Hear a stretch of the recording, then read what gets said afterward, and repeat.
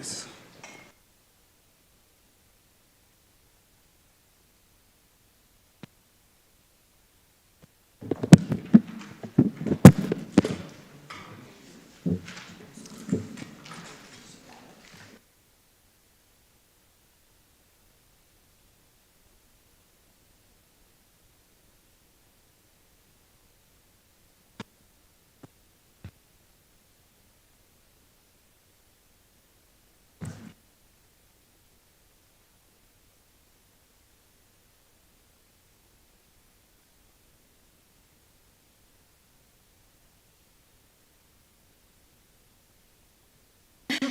Hello, Anthony. Good to see you.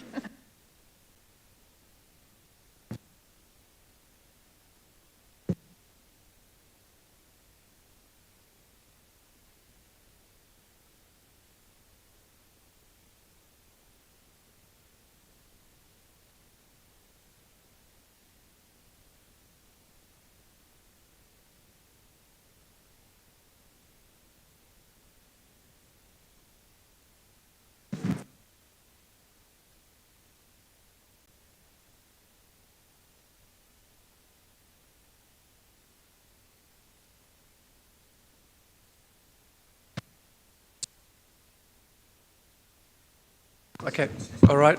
We'll make a start. We've got a couple of councillors online. So good evening, everyone, and welcome to tonight's council meeting. I wish to acknowledge the Wadawurrung people and any Aboriginal and Torres Strait Islander people who are with us this evening or who are joining us via the internet broadcast. Before we move into the agenda proper, I'll just invite Councillor Sinclair to speak regarding 16 days of activism against gender-based violence. So, Councillor Sinclair. Thank you, Mr Mayor, and thank you to my councillor colleagues for granting me this leeway to speak on this important issue. So today is the start of the 16 days of activism against gender-based violence. It's an annual campaign that's spearheaded by the UN, and the City of Greater Geelong is really proud to be a signatory to this campaign. Already this year, 62 women in Australia have been murdered, the majority of these by their intimate partner. So we've gotten used to this statistic of around one a week. Over the last 2 years, we have well and truly cleared that rate of one woman murdered a week, and it's absolutely horrifying. And you can see the Red Heart campaign online if you want to see how this is mapped each year. I am going to do something a little bit different tonight to what I would normally do when I speak about family violence. The work, and my work in particular, really focuses on the victim survivor and really holds their experience at heart. And so that's normally what I try to speak to. But given this is a prevention campaign, I'm going to talk a little bit about prevention. But for any victim survivor that is in the room or watching, please know that I absolutely see you and the impact that this has. So over the weekend, I joined the Zonta Club of Geelong, along with Councillor Sullivan, to launch this year's campaign at Geelong. Jackie O'Brien from Respect Victoria showed research that shows that 4 in 5 men reject the ideas that underpin gendered violence, so ideas that men need to be controlling or unemotional or dominant. And I look around the men that I see here tonight, and I know that to be true. I know that most of the men that I have in my life absolutely abhor this kind of violence. But what that research also showed is that despite this belief, there was also a societal expectation for men to inhabit these really rigid stereotypes. And that gap between the personal values that someone might hold and that societal and peer pressure, unfortunately does play a role in shaping behaviour. Which brings me to this year's theme, which is digital violence. So online spaces have become a fertile ground for influencers that push these toxic and very rigid ideas about gender. And really sadly, these places are being used increasingly to harass particularly young women and girls. And unfortunately, there's grooming that happens in these online spaces as well. So the campaign this year is really about that digital awareness. But what I wanted to call out was there's also been lots of recent reporting that shows really hopeful information that teenage boys and young men are more influenced by the people in their life, not just this stuff that happens online. Their uncles, their teachers, their coaches, their fathers, their parents have a much bigger role to play in influencing these young men as they grow up. And so we want our boys to know that you don't need to perform a certain kind of masculinity to be respected or to be considered a man. And I wanted to share a message to men that you might find a bit different to come from a feminist like me, but you're not the problem. We know that. But you can be part of the solution, and I really encourage men to take that role. There's a few pieces of work that are happening in the city that I wanted to highlight over the next 16 days.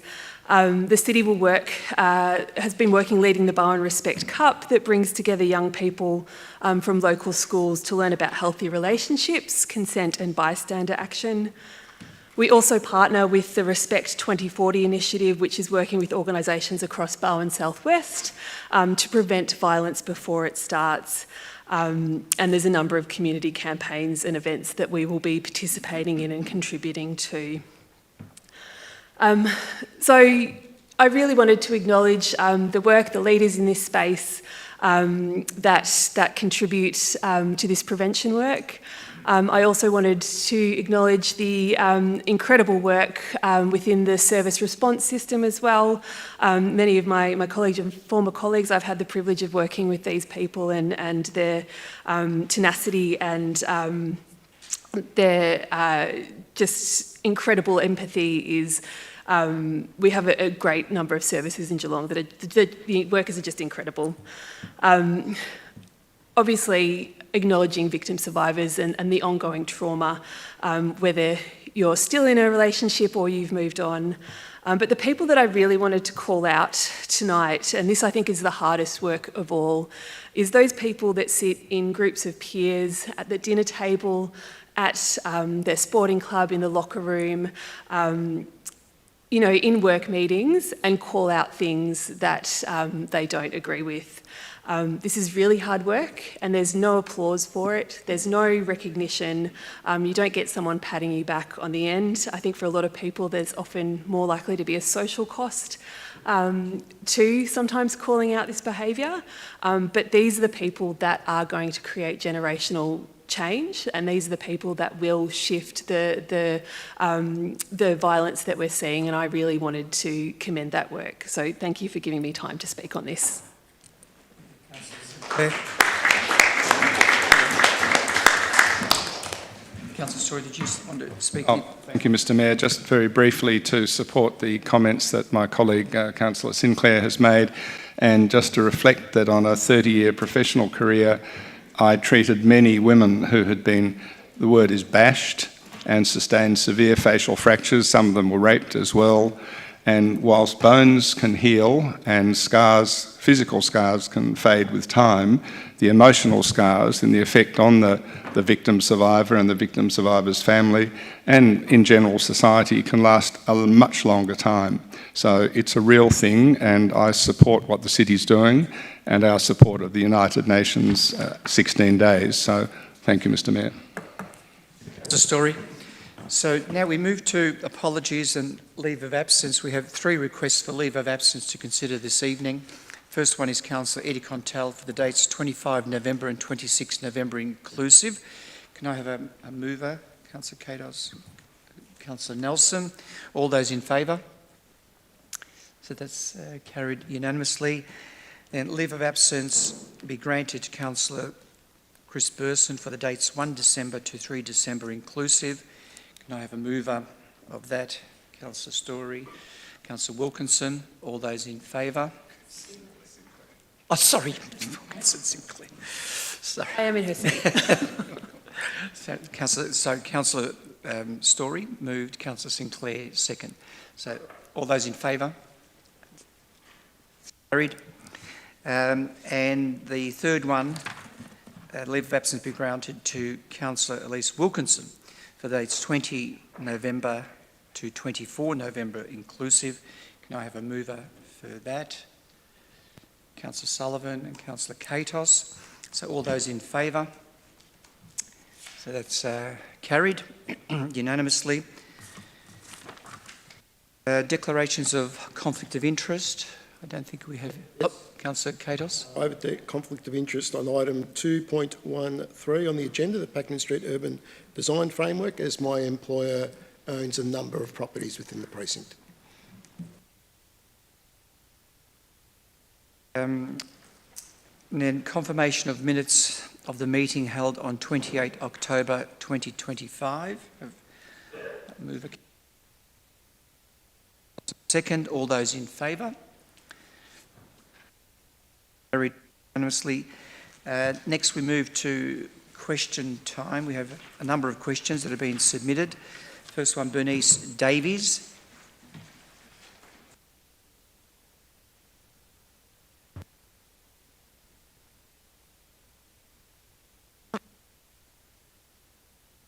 In regard to the Dean Street Plantation Reserve, I understand that approximately 60% of the land has been allocated to housing. Could you please clarify whether the remaining 40% includes access roads, car parks and other infrastructure, or if that proportion represents genuine public open space and green areas? I'll refer that one to the Executive Director for Placemaking, to Neil Bradley. Denise, the answer we've got covers both. So did you want to ask the second question? No, you want to do fine. both? Okay. As per the resolution of Council at the 28th of October Council meeting, Council authorised the CEO to seek requests for proposals from registered housing associations to identify opportunities for social housing at 5A Dean Street, Belmont. City officers will work with registered housing associations to ensure that their proposals address the specific condition in the resolution to retain approximately 40% of the land as public open space. The location and detail of this space will be part of the concept planning of the site. So that hasn't been undertaken yet. So I understand then 40%. Second question. Mr. Mayor, can I just clarify? Our understanding of public open space is probably the same as yours, Bernice. It doesn't mean car parks and it doesn't mean road access. So that was specifically what your question was actually seeking. And I think the councillors that have been involved in the resolution that was successful, that is our intention as well too, that public open space does not mean car parks and it does not mean road access.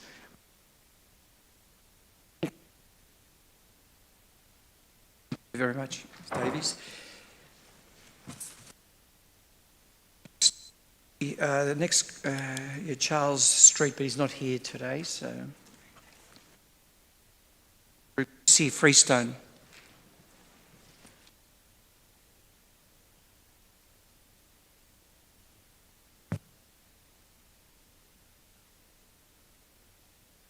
Mayor and councillors, thank you for taking my questions this evening.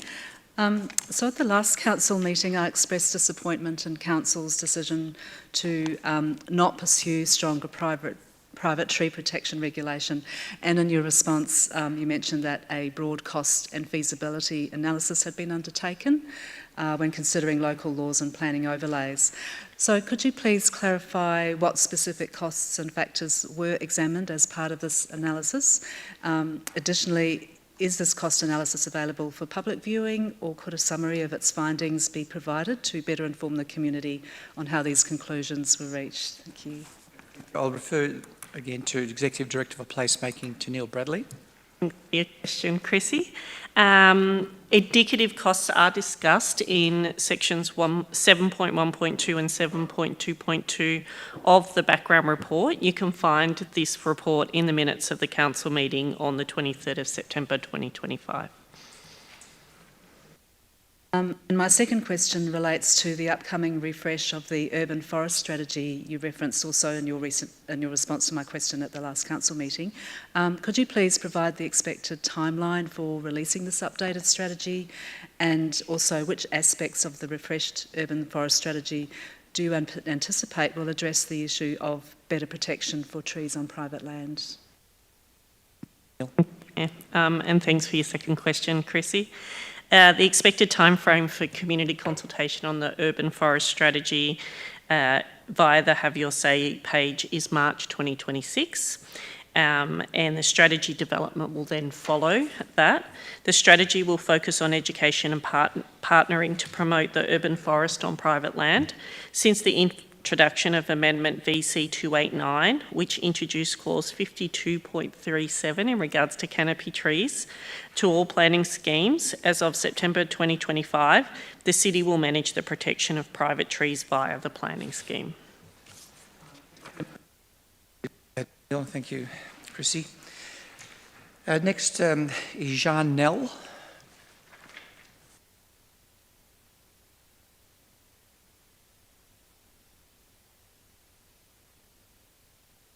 Mayor, councillors, and thank you for taking my questions. My first question, at the October council meeting, Chrissy mentioned that before, Chrissy sought clarification on the city's decision to rely on community education rather than regulatory measures to protect trees on private land. The council's response referenced several initiatives, and these are largely related to tree planting and general environmental engagement. In particular, the council cited educational programs run by the Geelong Botanic Gardens.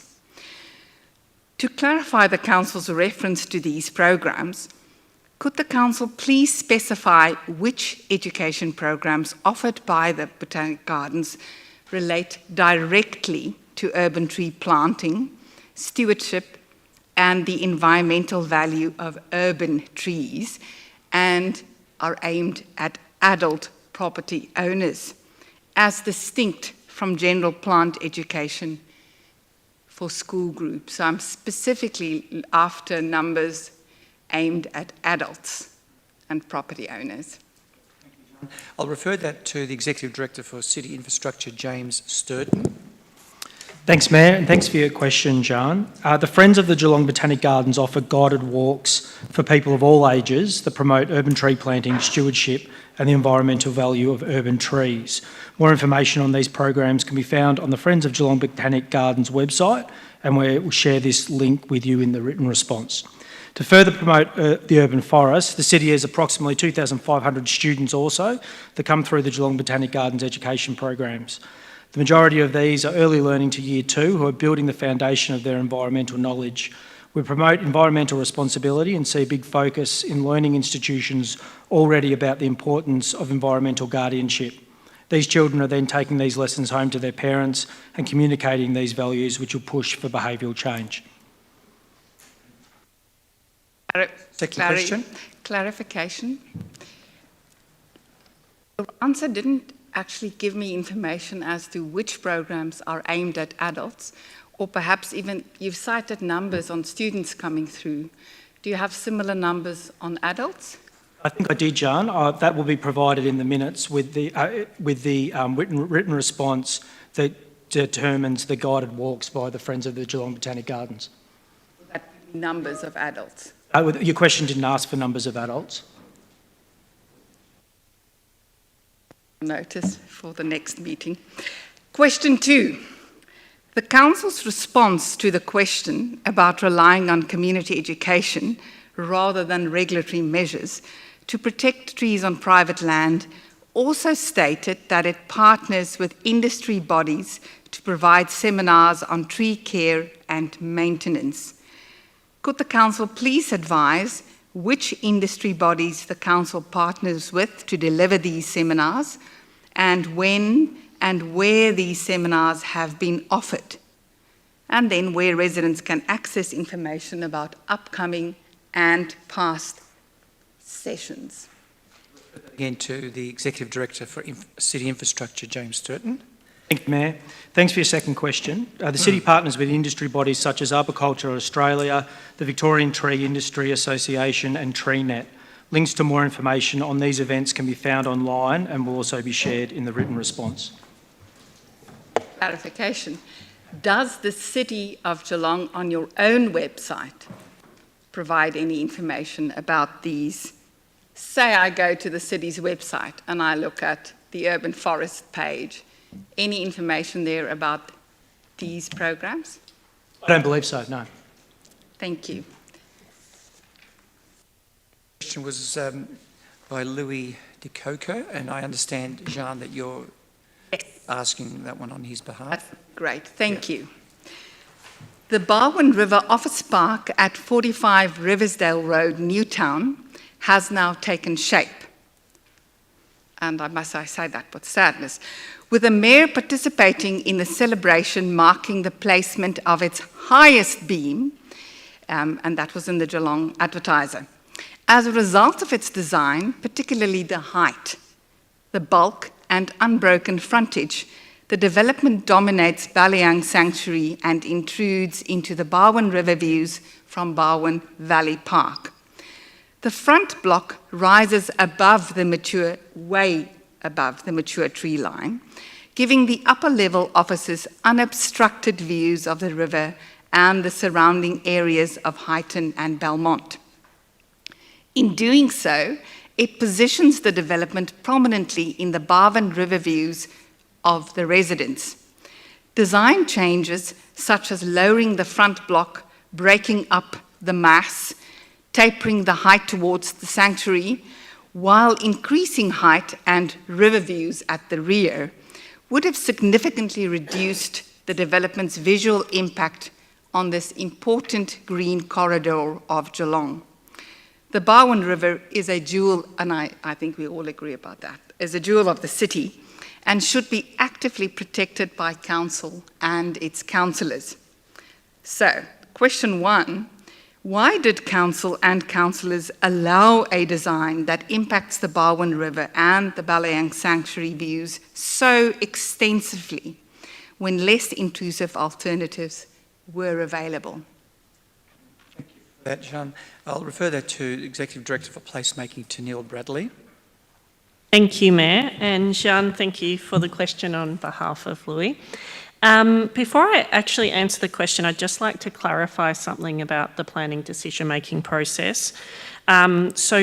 This application, it only received 2 objections, which means that it was decided by council officers, not council laws, at the Planning Decision Making Committee. So it wasn't called in to the chamber. So just to clarify that, and council officers could only approve it if it applied with all the conditions and regulations of the planning scheme. So to answer your question then, the subject site is located at 45 to 47 and 51 to 53 Riverdale Road, Newtown, and is zoned Industrial 1 zone and contains the Heritage Overlay HO 1617, Significant Landscape Overlay Schedule 2, a Special Building Overlay and Design and Development Overlay Schedule 20. The proposed development presents as 3 stories on Riversdale Road, 4 stories in the centre of the site and 3 stories on the southern boundary. On balance, the planning application was assessed against the various planning controls, including the West Fines Fine Structure Plan, and the proposal was deemed by councillor officers to satisfy the controls.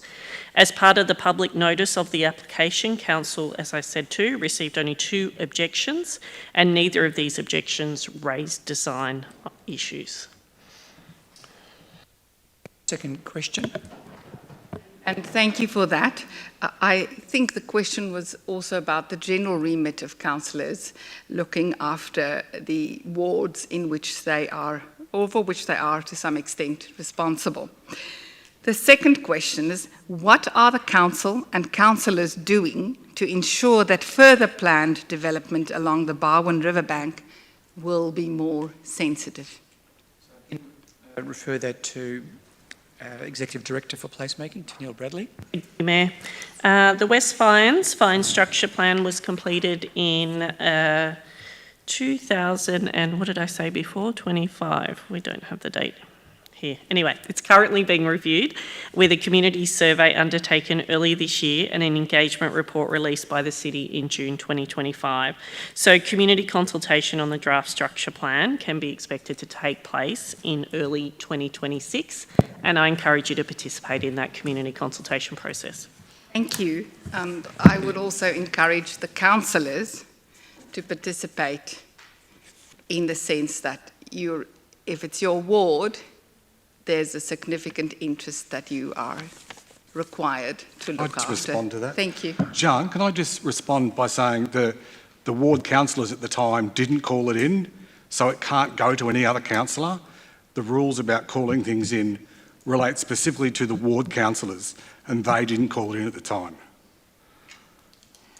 That is the point. So we can't, as a ward councillor for Highton, I have no say in it whatsoever, because the ward councillors didn't call it in. No, no. Mr Mayor, just a correction, it's not the Executive Director's fault, but the structure plan was actually adopted in 2009. 2009, yes. So even if I really disagreed with it, I can see the development from my house, as probably you can too. I couldn't call it in because I wasn't the ward councillor. I'm not saying you should have called it in. I'm saying, did you submit an objection? Well, let's not debate this any further on the run. Jean, particularly given that you're only as a spokesperson for Louis, and I'm sure that is you're a not question sure about that Louis anything. raised before. Thank you can only ask the question that he gave you, not beyond. Thank you. Thank you, Jean. All right, so next question, Jennifer. Mr Jennifer. Mayor, may I just highlight, if you don't mind, that Councillor Wilkinson had her hand up, and I don't know if she still wants to ask a question or make a comment, but I think it's important that she has the opportunity if she doesn't want to do that. Oh, sorry, I didn't see that. Oh, that's okay. That's okay. I was just obviously a part of my ward is on the Barwon River, and I suppose to reassure Jean that working with community and that community awareness, I suppose, and following that process of objections, I would certainly call something in if a number of objections were raised and if, because obviously it's a very sensitive environment. Okay. Thank you, Councillor. We next move to Jennifer Banto.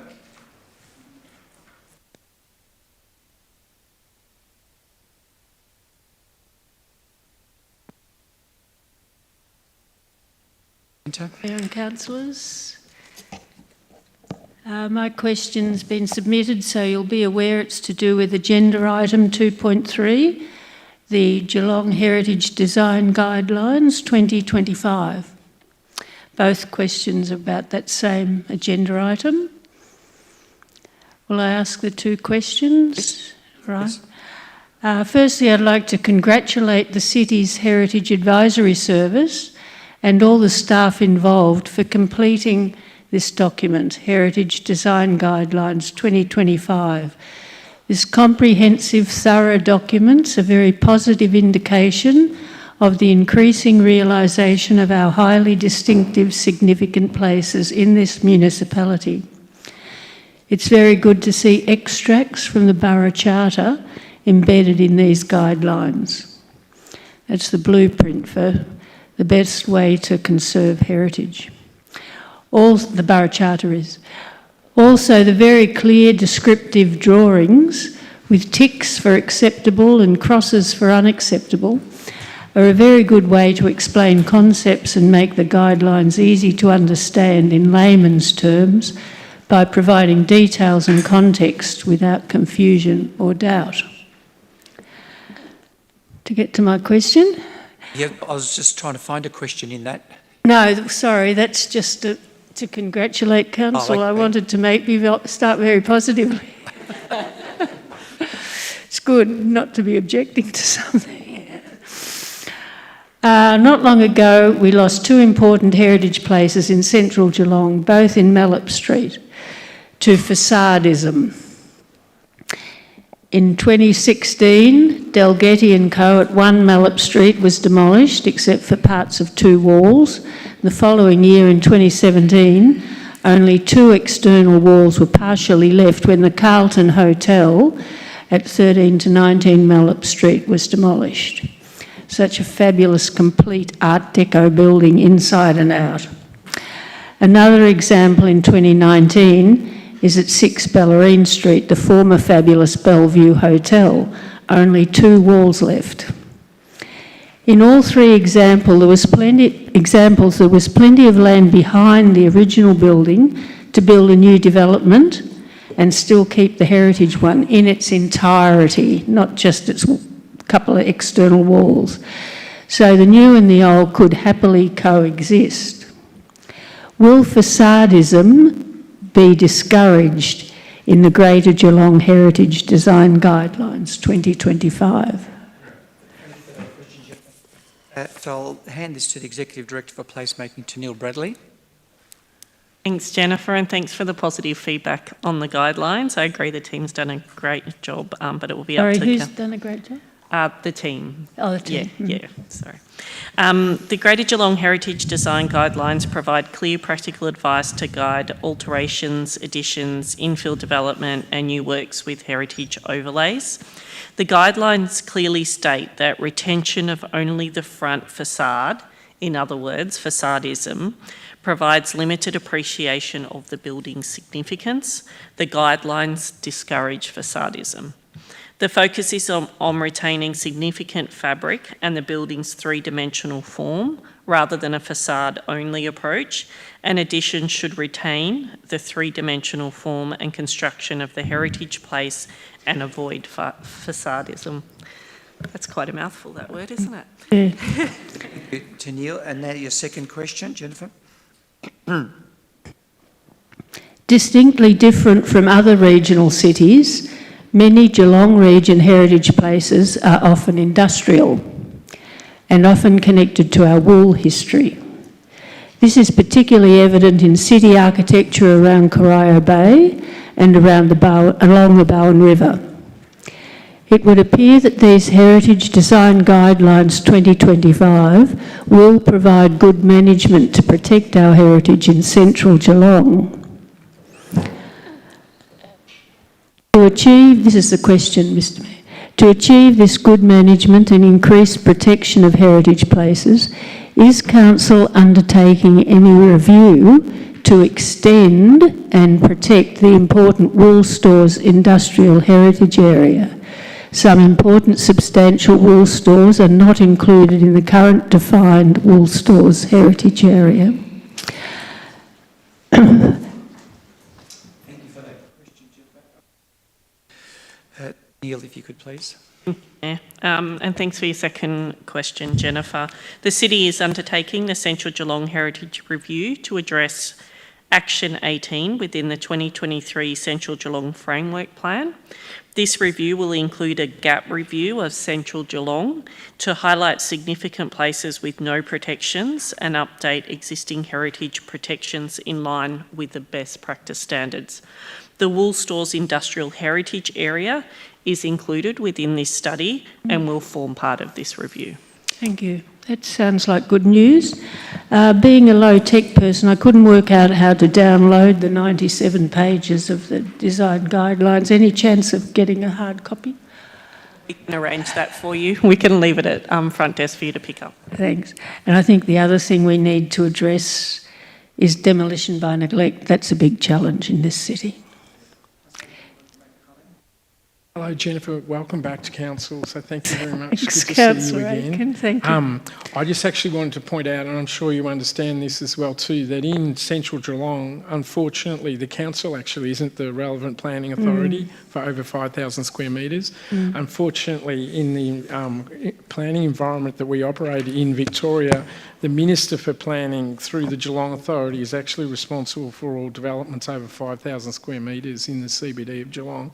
A number of those buildings that you actually mentioned in your question tonight are buildings that have been given approval directly by the Minister of Planning, and Council's ability to actually influence that is sadly very restricted. But guidelines such as the heritage guidelines that we're adopting tonight are trying to give some influence to the Geelong Authority and also the Planning Minister about what the Geelong community actually wants in terms of its CBD. So hopefully our current state government and the Minister actually does listen to the significant strategic work we're trying to do to reflect the views of the Geelong community, including yourself, Jennifer. Thank you. Very short question following that to Councillor Aitken, please. When a development application, because of its scale, height or floor area, goes to the state, is the City of Greater Geelong a compulsory referral authority? So it comes over the desk of our planning department, even though finally the decision's a state government one? Thanks. They consider our guidelines that we have in place, so these guidelines would be considered, and they do seek our feedback, but we're not a formal planning, we're not an authority, a formal authority as part of that planning application process. Thank you for Jennifer, your patience. No, I'd like to bring you to life about the industrial history and connection to the wool. That was a good observation. Thank you. You. We've got a fabulous background, the best example, being the 3 wool stores that's now Deakin University. Original height, original footprint, and even some interior original parts of wool stores. And it's still operating in that repurposed university. There is another comment from Councillor Cadwell, I think. Thank you, Mr. Mayor. Look, I think probably Jennifer and Councillor Aitken have probably stolen my thunder, because I was going to congratulate Jennifer for coming back and asking such relevant questions and keeping us on our toes on heritage. Councillor Aitken's already made the point about jurisdiction. I think we should have a regular meeting between Councillor Aitken and Jennifer Banto, I think, because I think they're on the money. So well done. Keep up the great work, Jennifer. Thanks very much. Thank you. Thank you for that. I think this is Jane Abbott. I'm not sure if Jane was attending tonight. No. All right. So that concludes our questions. We now move to petitions. We have a petition tonight. Arthur Rogers, if you'd like to come up, please, sir, and speak to your petition. You have 3 minutes. Thank you, Mr. Mayor and councillors. Thanks for the opportunity to present the petition or speak to it. My name's Arthur Rogers. I'm the chair of the Mount Duneed Lifestyle Homeowners Committee. Along with my fellow members of the committee, we're elected annually to represent the people at Lifestyle, about 200 houses, active elderly people, and we are situated between Banet Boulevard and Boundary Road. Our petition expresses our concerns about safety and other matters following the extension of Boundary Road to Banet Boulevard, basically extending it from where it was just near Lifestyle.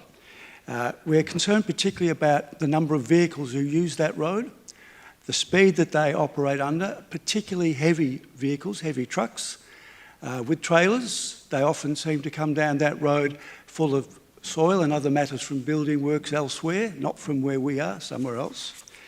For us, there's a lot of experience. We have it has a big impact on our experience along that road. The road in front of Lifestyle is a sort of basically just 2 lanes. There's no parking, there's no edges. We have a nature reserve on one side, a bit of a nature strip on the other, and Lifestyle side fences. As we slow to get into Lifestyle, there's no turn-in lane. We are doing 50k. Often we are tailgated by many vehicles, including trucks, particularly as we slow down to get into the Lifestyle driveway. It's quite unnerving to have a truck come right up behind you because they're slowing down to what we were doing, which is 50 as we turn in. As I mentioned before, when the trucks come along there, what they see is a nature reserve on one side fences on the other. It's a straight road, and to be honest, they barrel down that road and then they put on the brakes as they approach Banet Boulevard. It's very unnerving for us. It's also very unnerving and concerning for our neighbours along Boundary Road, people who live there in single individual houses, many with young families, and we've spoken to them and they've joined the petition to express their concern about their safety issues and their real concerns about for themselves and their families. We think that Boundary Road has now become the sort of road of choice for trucks between Surf Coast Highway and Banet Boulevard. Don't know why they don't go down Bannett Boulevard, which is an ATK zone, but they come down our road, Boundary Road, and there's no reason why they should be in our vicinity because there's no roadworks, there's no development works in our area. They all come from the other side of Surf Coast Highway. And as I said to you, it's really a danger for us in the cars. It's also a danger for pedestrians. There's no pedestrian crossing near Lifestyle. The only one is up near Bannett Boulevard, that new intersection. So we're concerned for both driving safety and pedestrian safety. The other issue of concern we have is about noise. Lifestyle owners and our neighbours... Wrap up in the next 30 seconds or so. Our neighbours find this noise significant and disturbing, particularly those who live along that, particularly from trucks. It's bad enough inside the house, but it's worse outside the homes. Look, we're aware of the council officers' views and the categorisation of the road. We're very grateful that they put in 50k speeding signs, but that hasn't slowed the vehicles down. We think other action should be taken. We ask you to think about our lived experience, the impact it has on us. We have requested traffic control devices, traffic comfort devices, just to slow down vehicles and deter trucks. And we hope that we can get the trucks off our roads where they should be onto Bannett Boulevard. Thank you again for your time. I appreciate listening to us. Thank you. Rogers, for all your good work in putting the petition together and for your presentation tonight. Thank you. So that now concludes the formalities. We now move into Section 2 reports. So we have the Domestic Animal Management Plan of 2026-29. I have a mover, Councillor Burson, moves Councillor Cadwell to second. Yes, so Councillor Burson. He's not here at the moment, but Director Bassman's been doing a lot of work on this, which has been great. This is obviously for the cats and dogs that we have in the area. It's designed to help the native wildlife. It's designed to keep euthanasia down from feral animals, and in general just encourage responsible ownership, which will lead to everybody having a better time.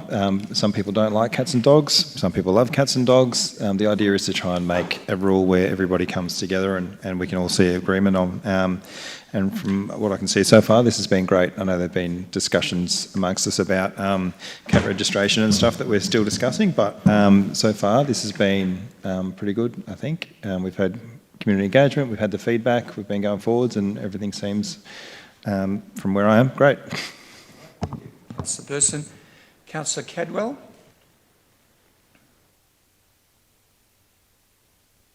Thank you. Took me a second to get off mute. That always has to happen, doesn't it? Thank you. Look, I'm really happy to second this. Obviously, the Domestic Animal Management Plan, it's a requirement that we actually update this every 4 years. That's a legislative requirement, which is what we're doing tonight. The current DAMP expires in December of 2025. In the report, it makes it clear that we've really noted the community feedback, particularly around issues of high levels of non-compliance with animal registrations, particularly obviously dogs and cats, concerns around leashing requirements, issues around wandering cats. We've had a lot of feedback recently, I believe, with cat owners not complying with the current 12-hour, the 12-hour sort of sunset to sunrise current curfew, which is a concern, and obviously a lot of feedback around people not picking up their dog and cat refuse, so that's a concern. We've done the community consultation now, we're putting it out to the community, and really the purpose of tonight's item is to endorse the community feedback and the Domestic Animal Management Plan going out going up to the state government for endorsement. Thank you, Councillor Cadwell. Any other councillor wishing to speak? Okay. Thank you. I attended a couple of these community engagement sessions, and I have to say there's lots of passion within the community, particularly when it comes to picking up dog poop. I think it's probably the number one issue that people brought up. So great to see we have a plan that responds to the community. I'm not sure we can force people to do the right thing, but it's certainly an expectation that we have set within the community that people look after their own animals. And then on behalf of my greyhound Dorothy, would love to see us looking at the local government exceptions that we do have ability to look at off-leash areas for greyhounds, which are currently unfortunately not allowed off-leash because they're so fast. So for all the retired greyhound owners out there, which is a huge community, if you want to see them all, there's about 50 of them that walk down at Eastern Beach every Sunday morning. We would love to see some action around some off-leash spaces for our beautiful little snooty friends. Councillor Wilkinson. Thank you. As we approach the warmer months down on the Bellarine, there's always the challenge of dogs on beaches versus people protecting the hooded plover as well and extended wildlife. So this is really, part of this program is really a targeted campaign to increase education opportunities and increase opportunities for access with our animal management team. So a couple of the really positive projects was creating a quarterly newsletter for registered pet owners containing information on many aspects of responsible pet ownership. And I suppose that is a strength-based approach, is really sort of trying to encourage that better behaviour and adherence to the local dog laws. And refresh and review all the web content on the city's pets and animals page. And I think that's really important for people who are planning their beach day, rather than getting to the beach and going, oh, I can't, can I take the dog? Can't I take the dog? You can, to actually sort of have that information updated on the web page so people can sort of see where they can go with their dogs before they set off. Important. Yeah, thank you, Councillor. Can I thank Councillor Sinclair for her comments about greyhounds? We actually still do have a live notice of motion from about 5 years ago requesting the council to investigate the provision of greyhound off-leash area, because it's only a local council under the legislation that actually can deem an area where greyhounds can be off-leash. I hope one day it actually does come back before council, because it certainly was at the most recent election in October last year that I certainly had it as one of my campaign requests, that we do have to address the issue that we have this beautiful breed in Victoria that is being isolated compared to other breeds and doesn't reflect the general community's understanding of greyhounds, and it certainly doesn't respect the international understanding of greyhounds. Because I encourage any councillor to travel to London on the Underground and you will actually see greyhounds on the tube. And I brought back multiple photos to actually prove to our officers that these animals that are considered extremely dangerous and should not be mixed with other dogs are treated completely differently in other jurisdictions around Australia, around the world. So I look forward to pursuing that opportunity, and I certainly look forward to working with you, Councillor Sinclair, that we can elevate that issue once again. But importantly, what the domestic animal management plan entrenches. Geelong people love their cats and dogs. It entrenches that it's appropriate that Councillor Burson was moving this motion, because Lara is actually the dog capital of Geelong. The percentage of ownership in terms of dog numbers in Geelong is highest in Lara, and interestingly the second highest area is actually in Highton, which Councillor Nelson knows very well as well too. And we have quite a large domestic cat population in Geelong as well too, and we are discussing internally to actually understand how we can get a greater understanding of those numbers, because what we do know, and the management plan tells us as well too, that the majority of our cats in Geelong are actually not registered. So we really do need to start to capture that data and understand the implications of the level of cat and dog ownership that does exist in Geelong. And the final comment is related towards the greyhound one again. What comes through all the time when I know people want to talk about the collection of dog poo, but the reality is one of the most important initiatives that has occurred in the last 5 years in Geelong is to embrace the City of Brisbane's attitude to dogs, and that is you have a proliferation of dog parks, and that's actually the best way that you create socialisation for both human beings and for dogs.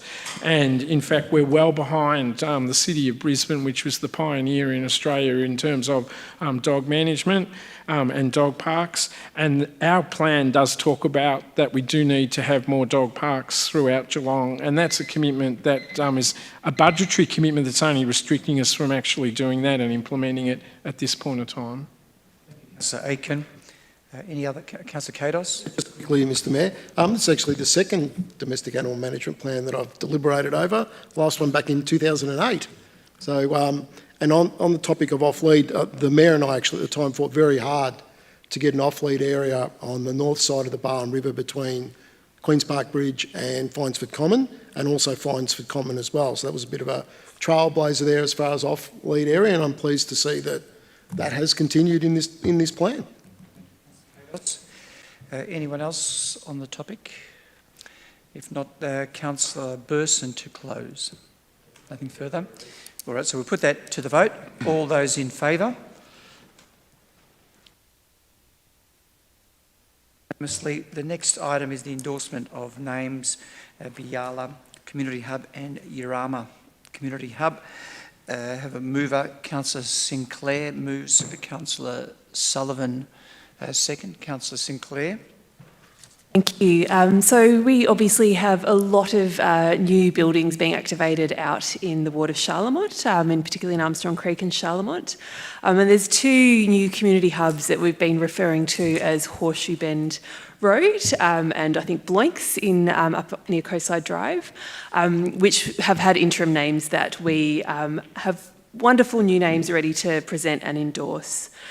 So officers worked closely with the Wadawurrung Traditional Owners Corporation to provide names for these new community hubs. And I do see a little bit of commentary around sometimes when we're talking about why we use First Nations language when we're naming something, or why we name for women. So there's a whole lot of legislation that guides that work. But there's also, I wanted to unpack, I guess, some of that as well. When I see some of the commentary that's around, why not English, and why are we using something that's difficult to say? And it is difficult to say, but that's part of the reason for using traditional owners' language, like Wadawurrung language. It's something that has been spoken here for millennia, but is dying. It's dying out. English is prominent. There's no risk of English being rolled back, but we want to help preserve this language for generations to come. So using language in place names helps us keep us alive. It familiarises ourselves to the rhythm for tongues that have only spoken English, so it helps our ability to speak as well. And it's a really, really small way that we can pay tribute to traditional owners. It's also not new. We've been doing this for a really long time, and Geelong or Gelang is a really great example of this. Geelong means a tongue of land, which really describes quite visually and quite accessibly Corio Bay. There are other traditional owner-named towns that are quite near us, so Ballarat, for example, which means resting place, also in Wadawurrung language, and Wollongong, which means sound of the sea in Darwahal language. These explain what the place looks like, so there's a real, I guess, tangible element to these names. And when you compare it to something like Sydney, which there's 7 Sydneys in the world, or Melbourne, there's 8 Melbournes, and there's 5 Torquays, so there's no uniqueness, whereas there's one Geelong, there's one iconic Geelong, and there's nothing else that compares to it, and that language helps make it unique for us. So, really happy to present the names for our 2 new community hubs in the Charlemont ward. The first name for the community hub located in Warralilly Boulevard is Biala, And this means the place of many river red gums. And if you drive past that intersection where the new development is, you'll see exactly what that means. There's lots of trees. It's really beautiful native vegetation that perfectly describes that place. And then the proposed name for the Horseshoe Bend Community Hub, which is on the corner of Horseshoe Bend Road, is Urama, which means in the morning. So it's a beautiful, beautiful description of a place where people will meet and be dropping off their children and located next to a school. So that's a really lovely visual description as well. So really happy to present these to my colleagues for endorsement. Sinclair, Councillor Sullivan. Yeah, thank you, Mr. Mayor, and thank you to Councillor Sinclair. As a local ward, and she knows it first on the ground, happy to support this motion. Thank you. Any other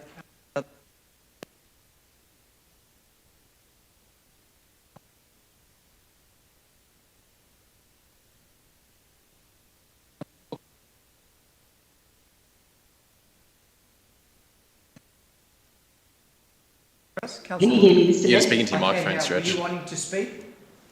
Yeah, thank you. Thank you, and thank you for that introduction to Emma. Just, I think these names really put our feet on the ground and are really about place and individuality. And just noting from the Bellarine Peninsula, for example, that is Ballawin in Wadawurrung languages, recline on the elbow by the fire. And, you know, it takes you there. It's the essence of connectedness with place. So very proud of these two new names. Thank you, Councillor Wilkinson. Anyone else wishing to speak? If not, Councillor Sinclair to close. So put that to the vote. All those in favour? Carried unanimously. Then the introduction of the Greater Geelong Heritage Design Guidelines of 2025 in the Greater Geelong Planning Scheme. Move Councillor Katos and second Councillor Story. Councillor Katos. Thank you, Mr. Mayor.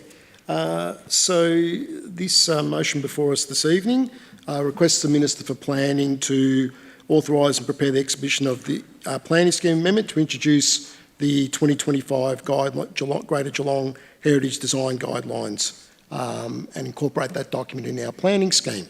The last time we had a refresh of this was 1997. So it's, let's do the maths, that's 28 years. It was the last time these were refreshed. So it's important to take another look at them. And by also putting them into the planning scheme, it does give statutory weight to the guidelines, which is a very comprehensive document.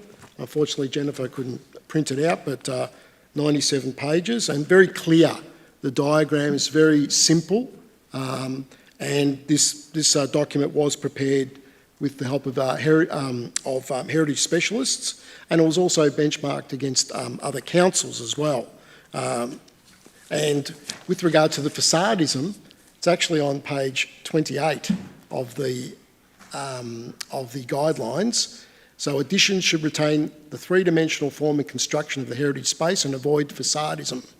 The retention of only the front facade provides limited appreciation of the building's significance. So that applies for commercial buildings, and as Councillor Aiken pointed out before, unfortunately in the CBD, if it's a bigger building, over 5,000 square metres, we're not the responsible authority. So hopefully the Minister will take heed to our updated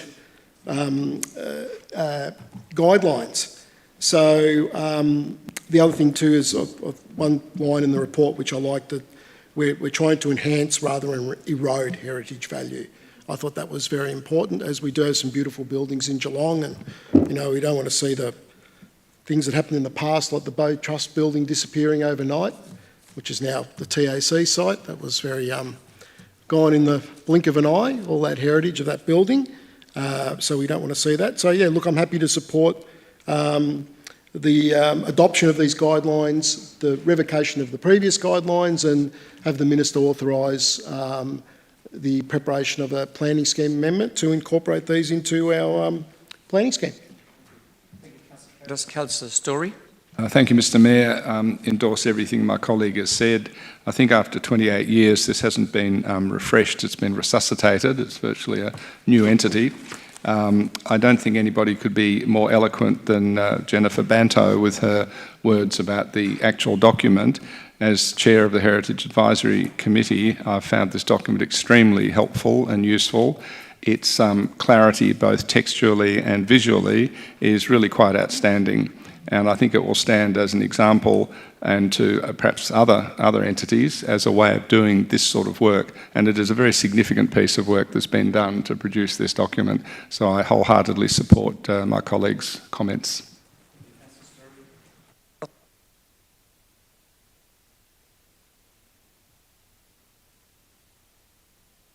No, nothing further, Mr Mayor. Vote. All those in favour? Item is the Geelong Major Events Annual Report of 2024-25.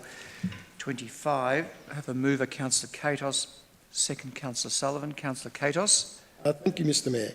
So the report before us this evening tables the 2024-2025 Major Events Committee Annual Report as per attachment 1 of the report.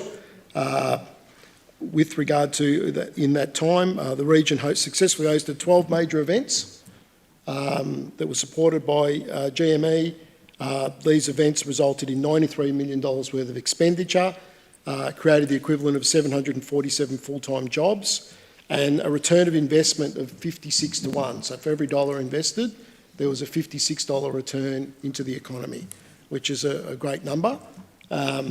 And some of the statistics, 4,000, just under 500,000 people attended these events, and roughly a third were from Geelong, 2/3 from outside Geelong.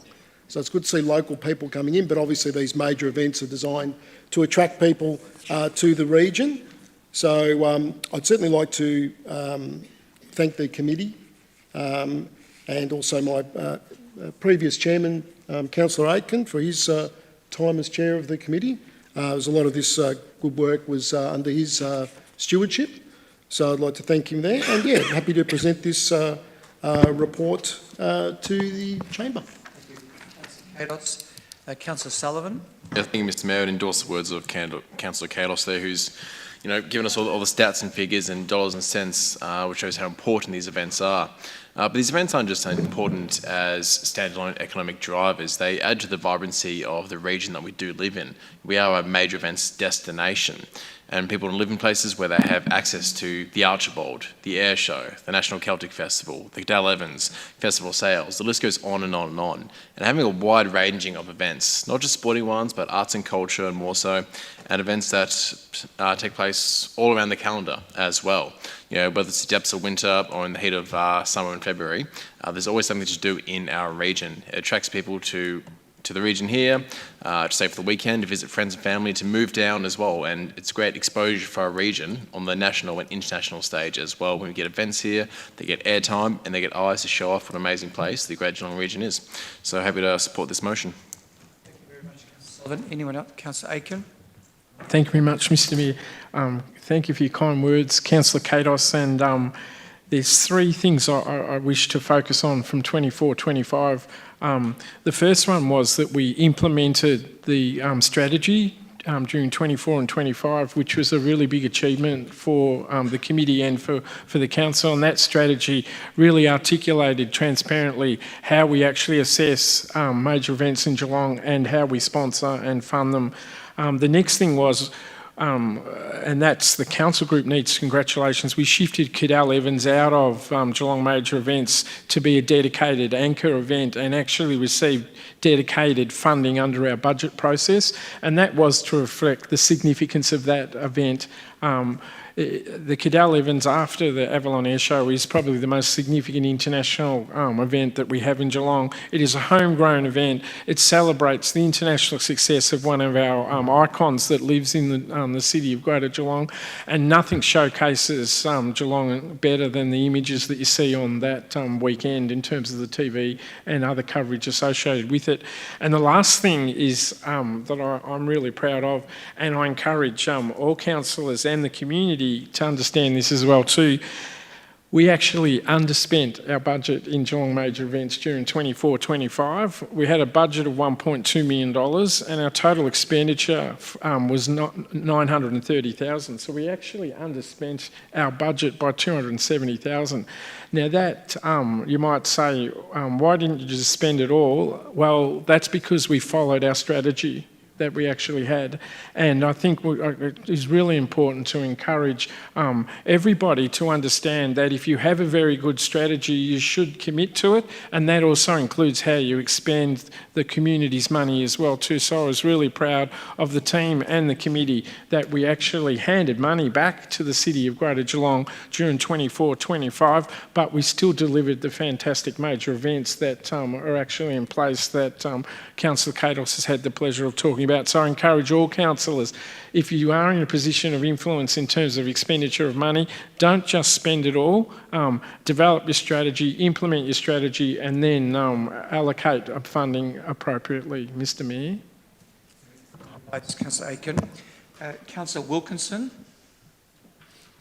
Thank you, and thank you to the Geelong Main Events Committee for the work they've done for all of the events that have taken place. And part of the assessment done of attendees, there was found that 66% of attendees were satisfied with the sustainability efforts of some of these major events. So just looking forward, we probably need to put greater effort and further initiatives into some of our social procurement and some processes, ensuring that we're running events that really meet the environmental standards of sustainability that we're seeking. An example would be the work that was done with Rome, for example, and having the mobile composting bins, things like that. You know, it really, I think we just need to continue to be more clever and creative, and attracting some really great sort of new artistic initiatives. Keeping that program fresh, it's really, but I can commend this report and thank the committee dearly. Thank you, Councillor Wilkinson.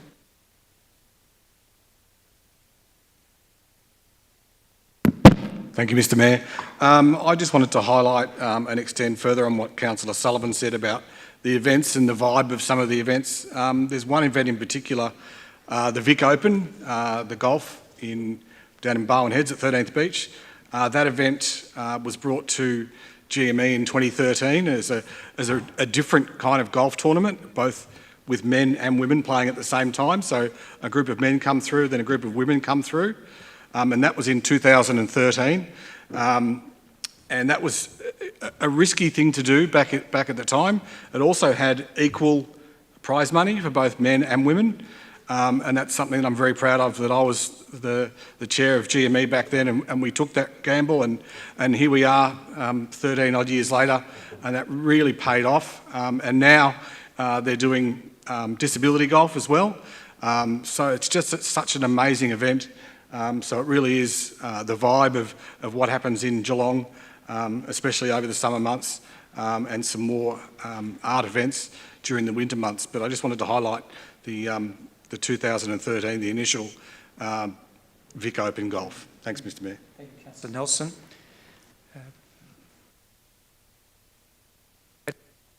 Nothing further, Mr Mayor. So we'll put that to the vote. Those in favour?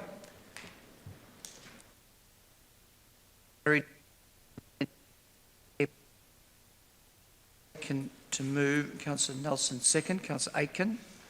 Thank you very much, Mr Mayor.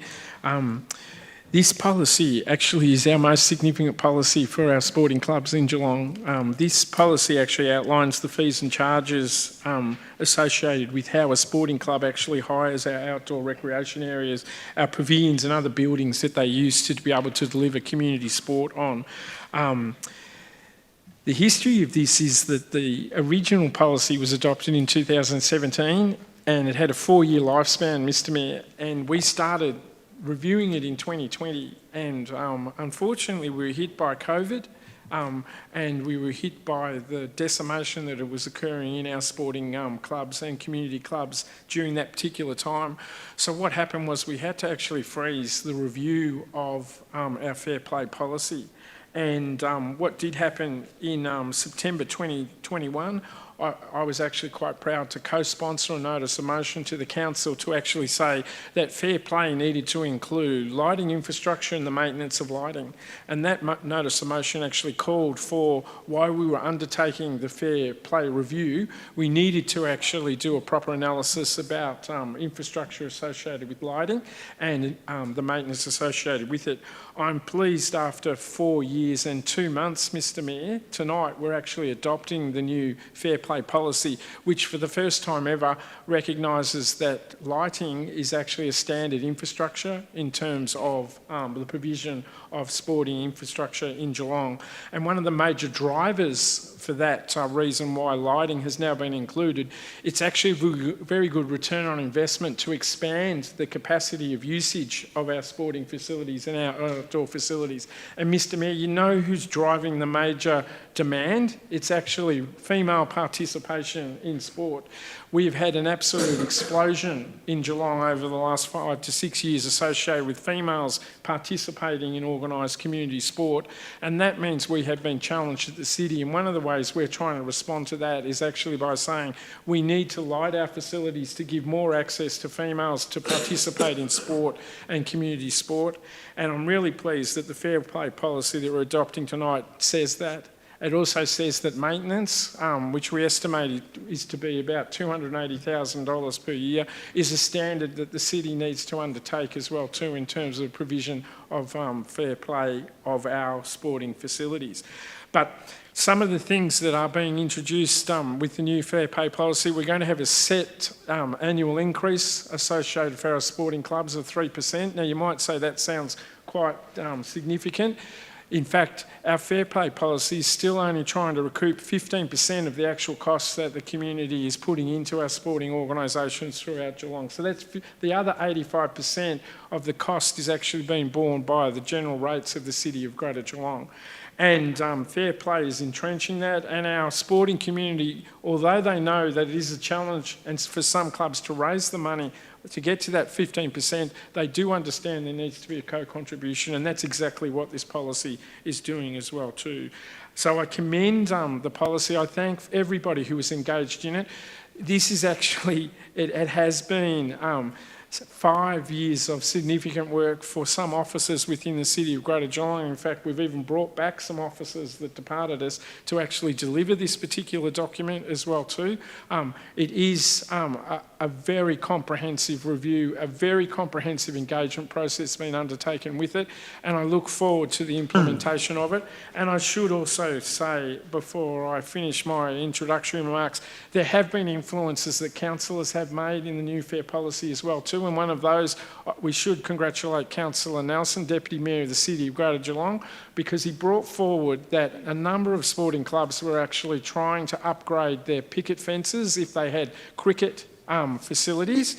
And under our existing fair play policy, the council could not properly respond to those requests. But what the fair play policy actually says now, and it gives a framework and discretion for the officers, it actually says that if a sporting club comes to us and says they wish to have infrastructure higher than what is standard, council will co-contribute that money that originally was set aside for standard infrastructure to help assist the development of a new. So we will see a number of cricket ovals in Geelong with beautiful white picket fences, Mr Mayor, because of the Deputy Mayor of the City of Greater Geelong, Councillor Ron Nelson, if we do adopt this policy tonight. Thank you, Mr Mayor. I don't have much to say now. Councillor Aitken stole a bit of my thunder. That was what I wanted to talk about, was the growth problem we have in Geelong. We'll talk about that throughout the night. There's one coming up in a couple of agenda items about growth in sport and the growth in, or the explosion in female participation. So that's why it's really important that we have the lighting in there as part of standard equipment, but the non-standard equipment was what I wanted to talk about. That was a real pain point for quite some time. As Councillor Aitken alluded to, this has been going on for 5 years and 2 months, so we've really listened to the community. There's been over 2,500 visits on the Have Your Say page, so this is a really, really in-depth report, and I wanted to thank officers for the exceptional and in-depth work they've done on this, because we have really gone out to the community and engaged the community and listened to their feedback, and hopefully with the small increase of around 3%, so that, as Councillor Aitken alluded to, the council bears the price of the rates of the ratepayers of 85%, and the clubs 15%, because these clubs are the lifeblood of our community. They're all run by volunteers who just do it for nothing else other than the love of their clubs. So I really have to put it out to them as well. And some of those clubs that came to me for picket fencing that ended up doing it themselves was the Barrable Hills Cricket Club and the Geelong Cricket Club, and they both sold little palings, so you could buy a paling to get your name put on it, or you could buy a section of the paling, a section of the fence, because they come in sections. Yes, I'm a bit of a fence nerd. I've been around these fences for quite some time, so I do know a bit about them. And they are just such a pretty addition to the sporting facility. So yes, it's all great to have great pavilions, excellent change rooms and toilet facilities, but this is just the icing, no, it's the cherry on top of the icing on the cake, is to have those fences around there. And this policy allows that now, so it's great that officers have listened to the community and now we're acting upon it. Thanks, Mr Mayor. Thank you, Councillor Nelson. Any other councillor? If not, Councillor Aitken to close. Thank you very much, Mr Mayor. Look, my only other comment is we've got the operational side right with this particular policy. The challenge we've now got is the capital side, and the golden era is now over in terms of the provision of sporting infrastructure, not just in Geelong but around the whole of Victoria. The demise of the state government's capacity to be able to co-fund these improvements, the council's own challenges that we have with being the fastest growing city in Australia, and the demand for additional new sporting community infrastructure is something that we don't financially have the capacity to be able to respond to. So those beautiful new pavilions that are out there, please enjoy them, community, because it is going to be so much harder now for the council to be able to deliver them in the future going forward, Mr Mayor. But at least operationally, we will have a fair play policy of how we're actually trying to recoup at least some of the operational costs associated with them. Councillor Aitken. So put that to the vote. All those in favour? Unanimously. We then move to the draft community engagement policy, and we'll move Councillor Sinclair and second Councillor Cadwell. So Councillor Sinclair. Mr Mayor, it is very difficult to set good policy without good community engagement. And community engagement can be a range of activities. It comes to, it starts off with really simple engagement, which is surveying or polling or just generally getting an idea of what the community feel, all the way through to more complex engagement where we really try to understand what underpins an issue. And that is really helpful for us as councillors when we make decisions, to understand not just what the community feels, but what the impacts are and what underlies some of those community sentiments. And it helps us make good decisions, difficult decisions, but it gives us additional evidence to do that. Our community engagement plan looks at how we deliver this work and how we engage at the city. It also takes off where the Local Government Act, I guess, leaves us a little bit blind with a definition of deliberative engagement. That is an obligation that we have under the Local Government Act. But there's not really much direction about what that means. So our plan is now defined that it is very specific about, we will give groups of people specific issues to really workshop a solution for those. Engagement can be really empowering for community members. It can see a real difference in something that they've participated in, impacting in different policy outcomes or different initiatives being introduced. And so it's really great that we have a plan now that provides structure for the city to do that. So the plan outlines things like where engagement will occur, what planning and decisions will be underscored by community engagement, how these policies are shaped or decisions are made. We'll use a number of different tools to do this. So we've got the Have Your Say page on the website that I think a lot we've referred to a lot, so many of us are across, but also into some of that deeper deliberative engagement. There's also, doesn't quite sit in this plan, but just plugging many of the advisory committees that do also allow our community members to have a say open for expressions of interest at the moment, in particular women in community life, LGBTIQA+, and the new Environment and Sustainability Committees. So these are also really great ways for the community to get involved and influence the decisions we're making here at Council. So I might leave it there for the moment, but I'm really pleased to see this plan come to life. Councillor Sinclair. Councillor Cadwell.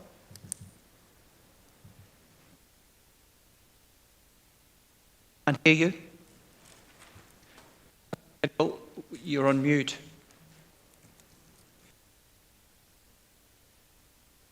Okay, you couldn't hear me. I'll start again. I'm very sorry about that. I'll start again. I was just highlighting that I think Councillor Sinclair has outlined this very well.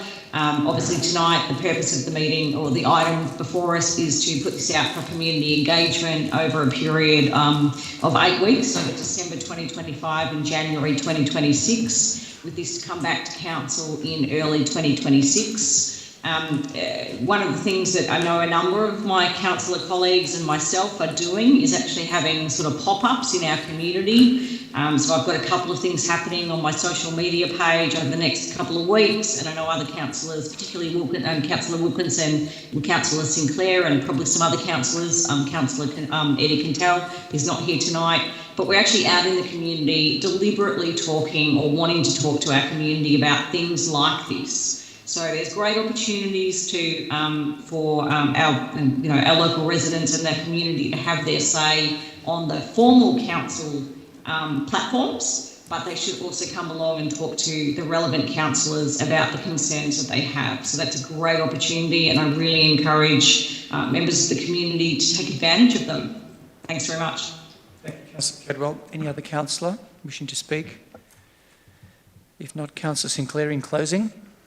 It's quite meta, community engagement on our community engagement plan, but yeah, very exciting time, and thank you particularly to Felicity who's here tonight that has really led this work. It is fantastic, and yeah, thank you so much, and to your team as well. Cheers. Thanks. Thank you, Councillor Sinclair. So all those in favour? Unanimously. The next item is Coastside Drive Recreation Reserve Master Plan. Move Councillor Sinclair. Second, Councillor Aiken. So, Councillor Sinclair. Thank you. So the Coastside Drive Master Plan is the land that's next to, not the Byell Community Hub, the, I can't, where's my notes?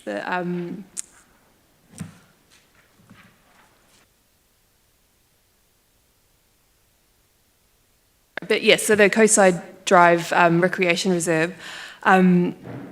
We brought this to Council a few weeks ago to send this out to community engagement, and the master plan has a number of recommendations to deliver district level play space for children of all ages, including teenagers. So I know the number one piece of feedback I get from my constituents with teenagers is they need a skate park, or they need something to occupy the time of their growing children. I think if you think about Armstrong Creek, it's 10 years old, 11 years old, so the first children are now entering their teenage years, and those playgrounds and I guess more younger directed facilities are no longer appropriate. So it's great that this master plan is recommending teenagers, or considering teenagers as well. There's 2 senior soccer fields that will be overlaid with a cricket oval, so multi-use. And having spoken to a number of the football clubs in this area, I know they'll be really keen to see these soccer clubs come to fruition and plan for future development. And yeah, beautiful native vegetation on this site. It is going to be preserved, and with some additional walkways through for interaction with that beautiful native vegetation. So really happy to see this come back to Council and have this master plan endorsed. Councillor Sinclair. Councillor Aiken. Thank you very much, Mr Mayor. We have to be a livable city. We can't just be a city that builds houses. And this is actually an example of us trying to demand, as a council, to have a livable community as well too. We can build houses anywhere. We're reducing the sizes of those acreages that the houses are being built on, but the demand and expectations of the community that are living in those areas, they're requiring public open space and organised community sport areas. The master plan attempts to actually keep the standard that we have in Geelong in terms of our livability associated with our community public open space and organised community sport areas. The challenge that we do have though in the City of Greater Geelong is that an example is this particular report. We're adopting the master plan which highlights fantastic outcomes for the community to reach our goal about being a livable community. However, all of the components are not funded, Mr Mayor. And the challenge that we've got for this particular proposal that's before us tonight is that, in fact, stage one, as it's called, is about $18 million, at which only $12 million is actually coming from developer contributions. And developer contributions are essentially what we charge the developers for building all those houses in a particular area. In this case, it's Armstrong Creek. The broader Geelong community, just for stage one, is being asked to contribute $6 million towards this particular project. And the consequence of that means the rest of Geelong is actually being required to subsidise our new growth areas to give the livability requirements and standards that we do expect in Geelong. So that challenge that we've got in the City of Greater Geelong as councillors to balance the new areas with the old areas and to balance our funding allocations is going to continue and intensify over the next 5 to 10 to 20 years as we continue to grow rapidly in Geelong. So yes, I do support the master plan, which commits to creating a livable community for Armstrong Creek. But the challenge that it does provide to us in Geelong is that we're not funded by developer contributions for these projects, and it is putting a stress on the rest of Geelong to be able to deliver them, Mr Mayor. Councillor Aiken, anyone else wishing to speak? Councillor Nelson.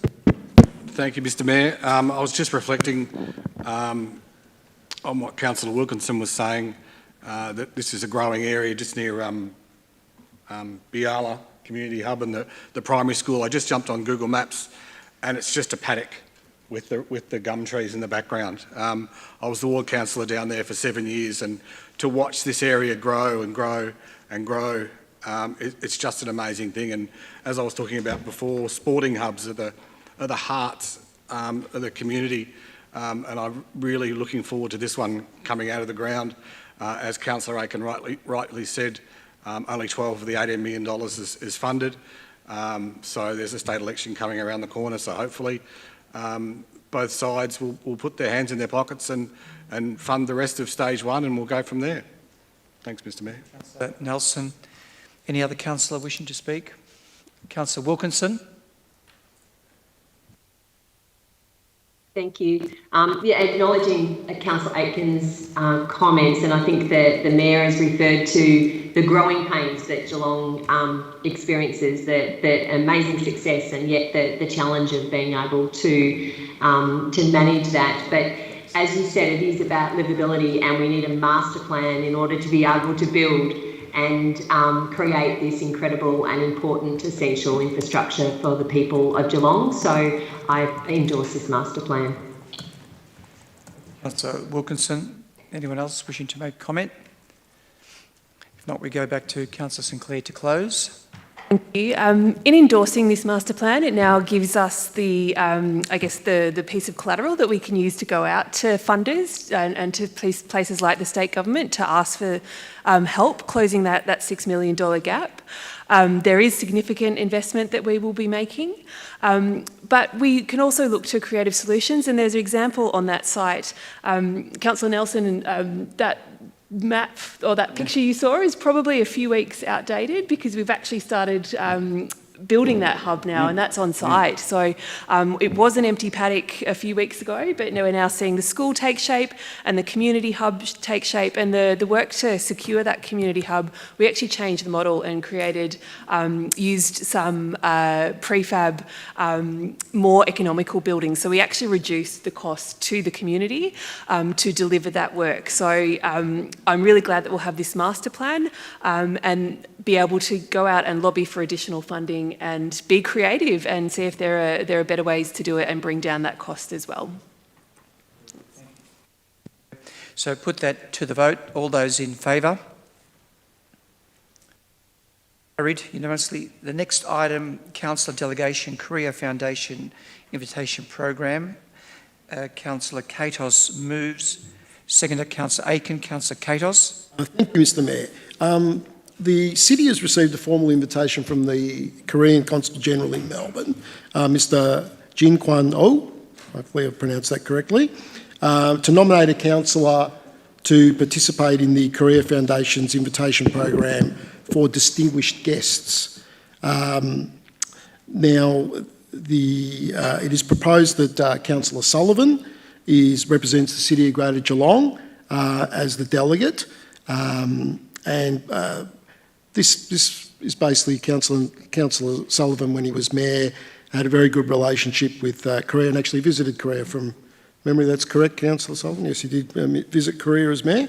And this would take place between the 19th of April and 25th of April next year. Now, this is an application as such, so there's no guarantee that Councillor Sullivan will be going. And the good thing about this is that the Korea Foundation, which is a not-for-profit organisation, will be funding the trip, the airfares, accommodation, etc. And Councillor Sullivan, if successful, would pick up the incidentals. So there would be no cost to Council for Councillor Sullivan to attend, which is good, as it's always good to travel overseas and see different things and learn different things. I'm a firm believer in that. And when that can be achieved at no cost to the ratepayer, I think it's an easy decision to make. Councillor Aiken. Thank you very much, Mr Mayor. Look, there's probably too much attention about political leaders and individuals travelling, especially travelling internationally, and we should actually have the confidence as councillors to actually say this is the right thing to do, because it is so important for the broader Geelong community. And why you actually say, why you're saying that, Councillor Aiken, why are we proposing Korea? Well, the reality is South Korea has proven to be one of our most friendly countries for Geelong over the last 7 to 8 years. In 2018 and 2019, the national sport of Korea, which is baseball, they actually said during their off-season they wanted to train somewhere, and they actually picked Geelong, Mr Mayor. They actually said that we want to use your baseball facilities out at Warm Ponds, and we want to actually make that the training and future home of Korean baseball. And we had a fantastic relationship with them, and it's continuing to this day, and we'll re-expand again. Hanwha, I mentioned the name Hanwha, and people actually say, oh, that's their defence company. And I actually say, well, you clearly don't understand who Hanwha is. Hanwha is one of the big conglomerate families, companies that operate in South Korea. Defence is probably one of their smallest areas of responsibility, Mr Mayor. They're involved in energy, they're involved in aerospace, they're involved in chemicals, they're involved in finance. They are an international player, and in fact, just recently they announced that they would be spending $15 billion in America with Trump, and they went into his office and actually made that announcement. Well, what has Hanwha been doing in Geelong?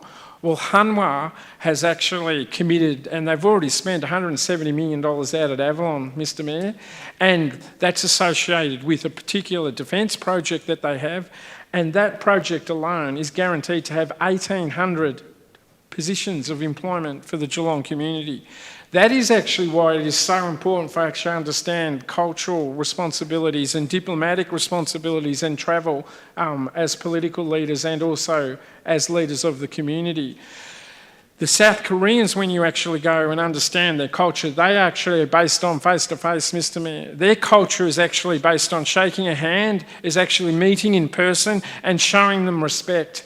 And as a consequence, that's actually why the Korea Foundation actually goes around, not just Australia, but around the world to actually say, we wish to build relationships with good friendly neighbours and good friendly people, and we are so fortunate in Geelong that we are one of those cities and communities that our South Koreans are actually saying to us that they want a permanent and very good working relationship with us. So I strongly support this recommendation before us, and I encourage that if there are opportunities for other councillors in the future as well too to be able to attend under the foundation, that we do accept, and I hope ultimately that other mayors and deputy mayors also take up the opportunity to foster the international relationships, especially with our South Korean friends as well too.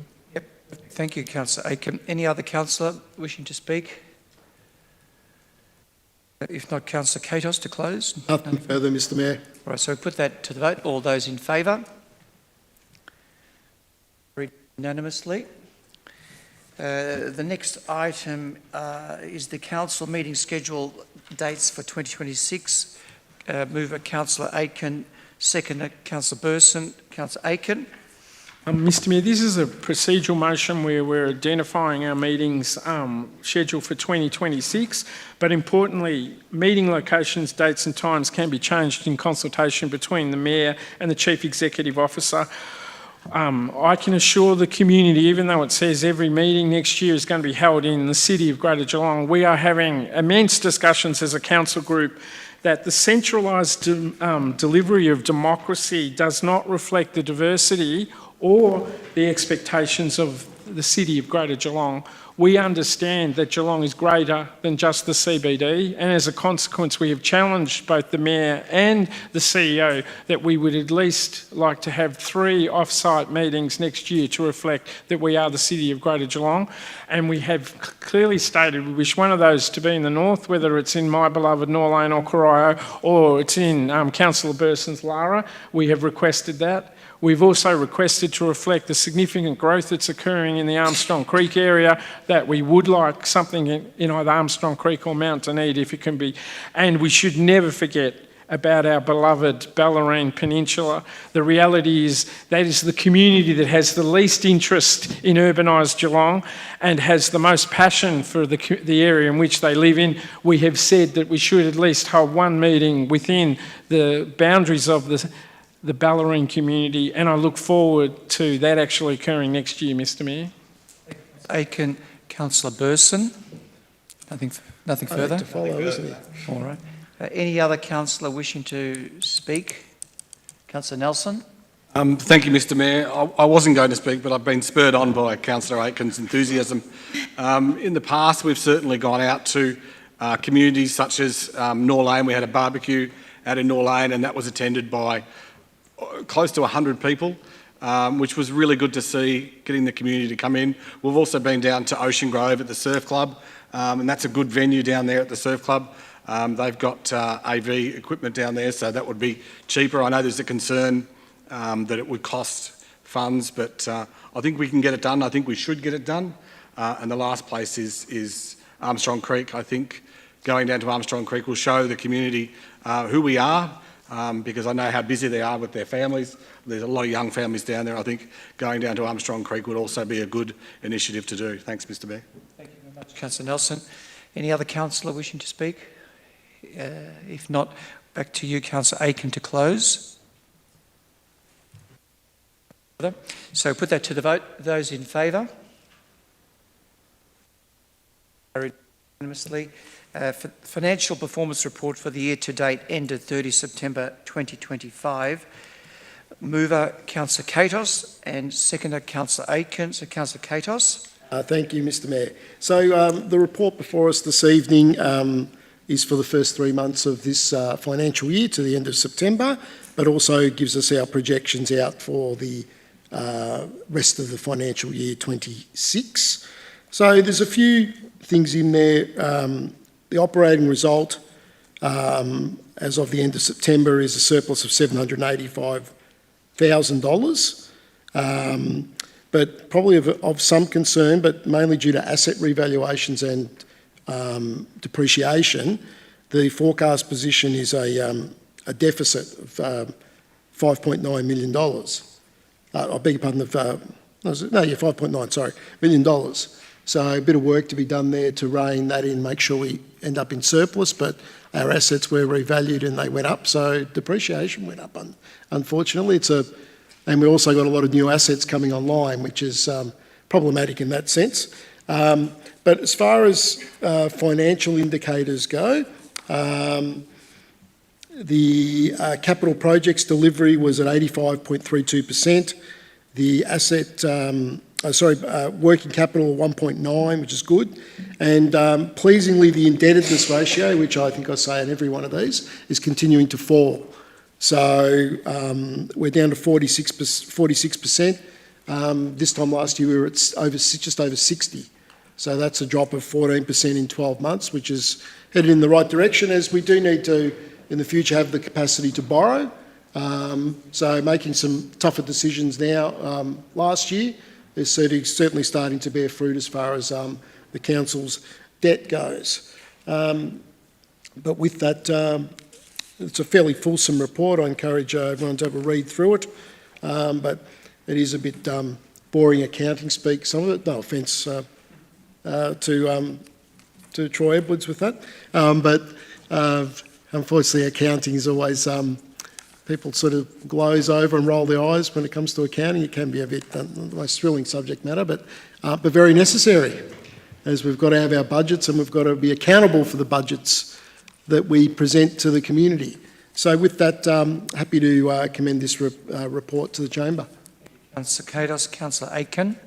Thank you very much, Mr Mayor.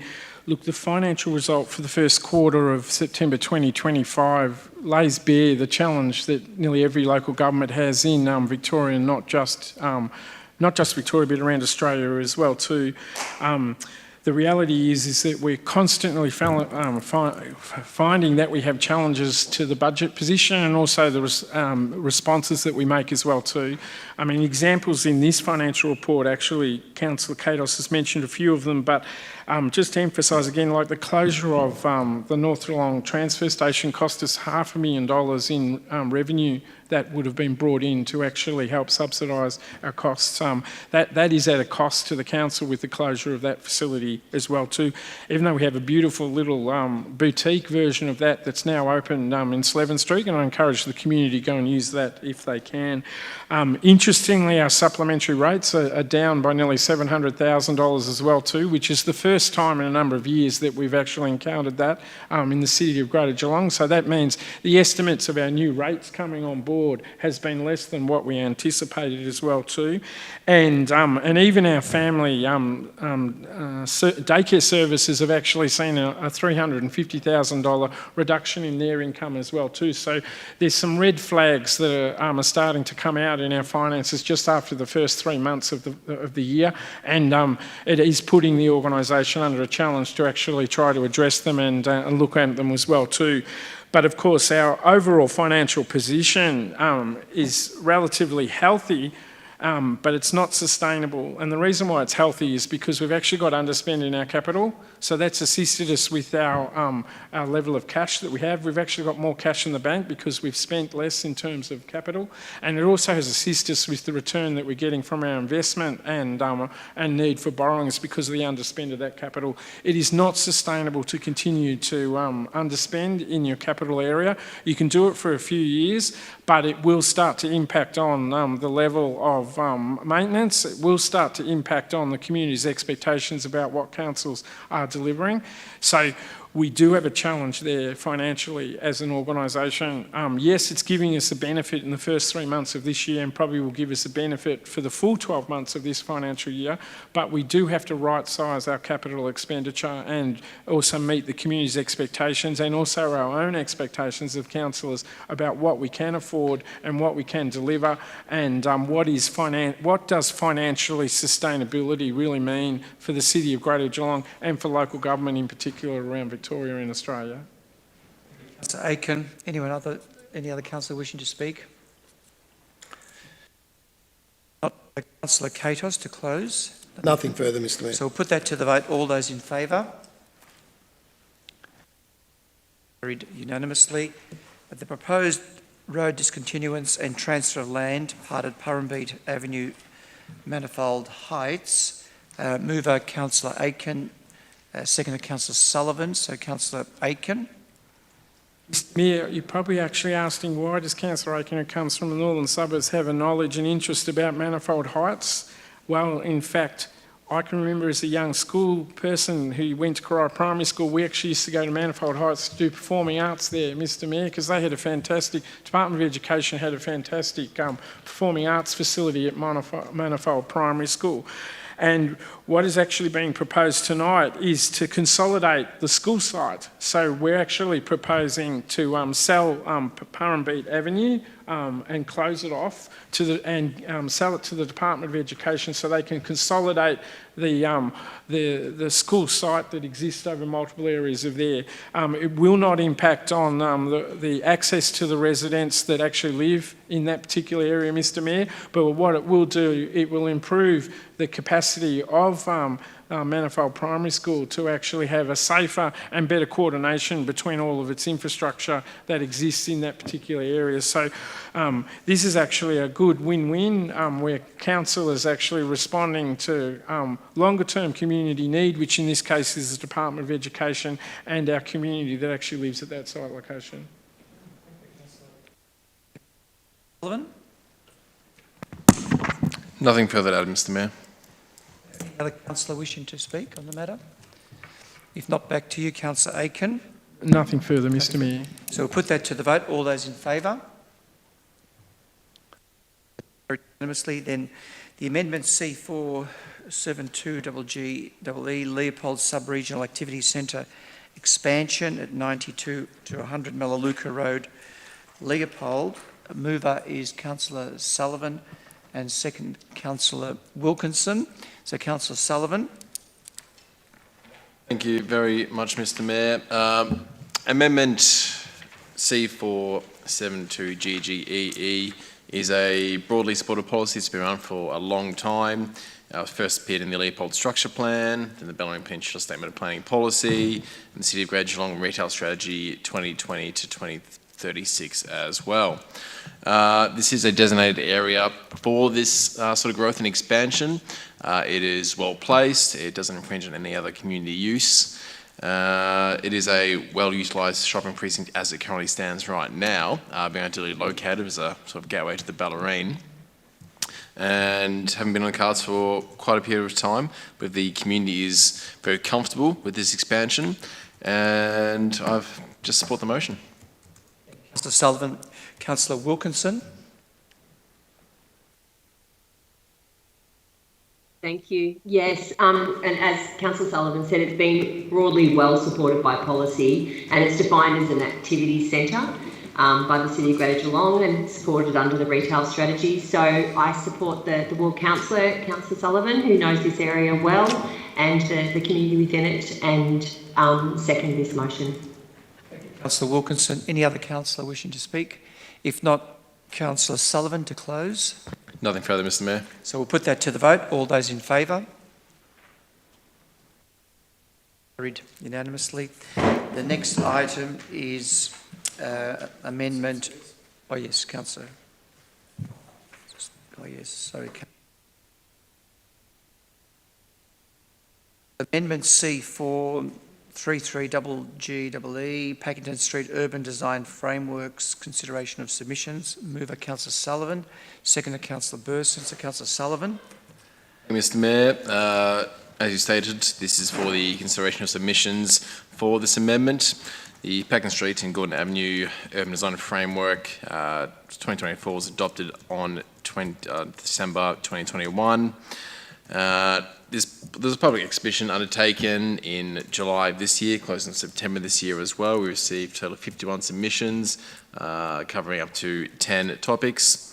There were 13 were supportive, 34 objected, and 4 provided comments only, and they said they brought up a myriad of issues to the number of 10.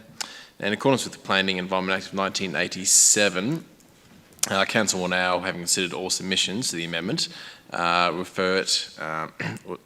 resolves to request the Minister for Planning to appoint an independent planning panel under Part 8 of the Planning and Environment Act to refer all submissions to the panel and to submit to the panel its responses to the submissions generally as outlined in the report attached. Thank you. Thank you, Councillor Sullivan. Councillor Burson.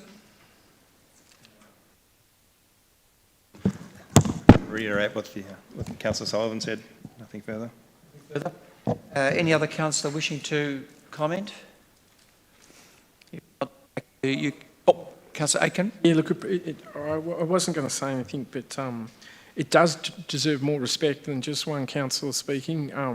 The Packington Street Urban Design Framework is actually a significant document, and in fact is quite a unique engagement process that the council undertook to actually develop it. Traditionally, we announce our plans and we just go out to the community, and then we come back and then we actually adopt it.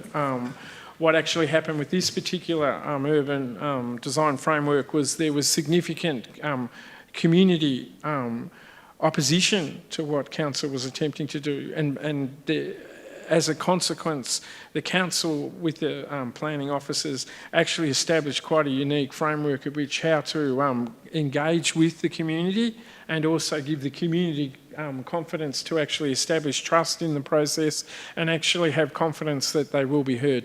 Now, there still are members of the community that are not happy with the framework and the outcome that has been put in place.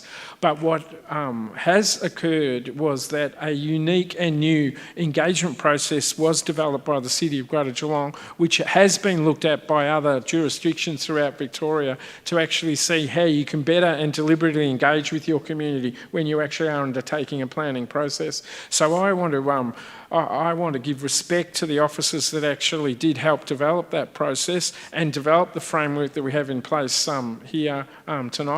It is a better outcome because of all that work, and it was hard work for everybody involved, the community, the council and the planners, but the outcome that's coming before us tonight is far superior than what it was when it first came to us over 3 years ago as the elected officials of the City of Greater Geelong. Packington Street will change with this urban design framework, but I am confident that those changes will have more community support because of the process that we use to engage with the community. And we will, hopefully, if we engage, if we experience this again, we will be able to use this as a model going forward as well too. And hopefully it isn't just lost because the officers depart or the people don't believe in the process. I strongly believe in the process and believe that we should elevate it again if the opportunity does arise for such significant community engagement for such a well-loved part of the community. Anyone else wishing to speak? If not, Councillor Sullivan to close. Yeah, thank you, Mr. Mayor, and well said to Councillor Aiken as well. This was quite an extensive engagement that was created with great feedback from the community for an extensive period of time. No one can say that they weren't heard. No one can say that we haven't achieved the best outcome possible, balancing all needs of the community here. So happy to move this one forwards. Thank you. Sullivan. So we'll put that to the vote. All those in favour? Agreed. We'll now invite Councillor Katos back in.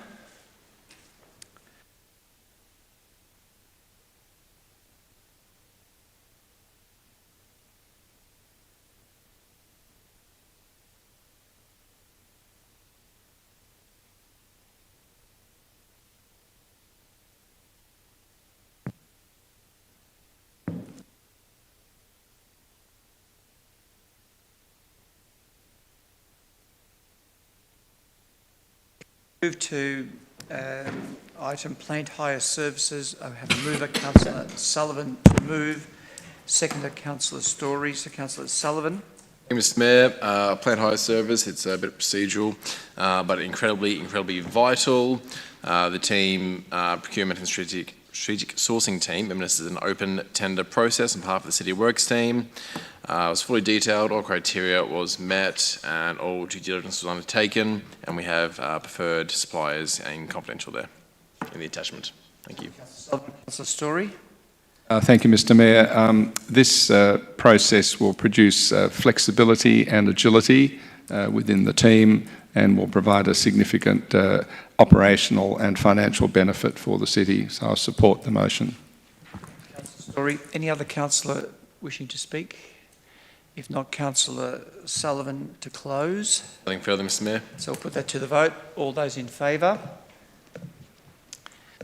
That's carried. Carried unanimously. Then the next item is the review of the instruments of delegation. Council to members of council staff. Can I have a mover, Councillor Story, and seconder, Councillor Aikens. Councillor Story.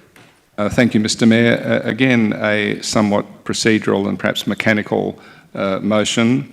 As we understand, the Local Government Act gives ability for council to delegate various powers. Now, in the normal course of events, these are delegated through the Chief Executive Officer, but some legislative instruments require a formal resolution of council to delegate powers and actions and procedures to specific officers. And the nature of this resolution is related to that. This council, the city, subscribes to what might be called a legal early warning system that gives us advice at appropriate times, regular times, if there are changes in any legislative instruments that affect the nature of this delegation power. And that's what we're dealing with tonight, the result of that advice. And the resolution is before the chamber, and I commend it to the chamber. Councillor Story. Councillor Aiken to second. Nothing further to add, Mr Mayor. Councillor wishing to make any comment? If not, Councillor Story to close. And nothing further to add, Mr Mayor. We'll put that to the vote. All those in favour? So that's carried. Then we have the record of informal meetings of councillors. We have a councillor move that. Councillor Katos to move. Councillor Nelson second. Councillor Katos. What has read, Mr Mayor?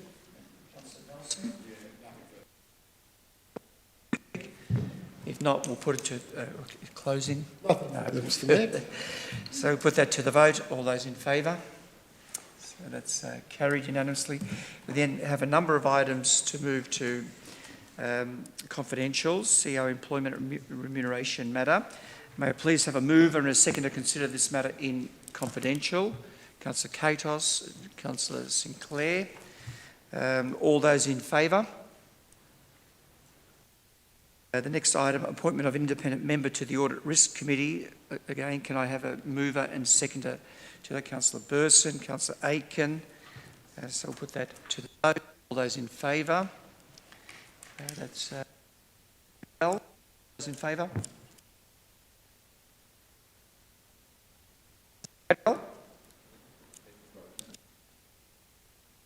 It's frozen, actually.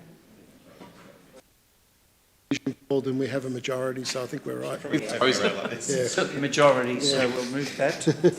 And then the remaining item is Audit Risk Committee October meeting minutes and year event activity report. May I please have a mover and a seconder? Councillor Burson to move, Councillor Nelson second.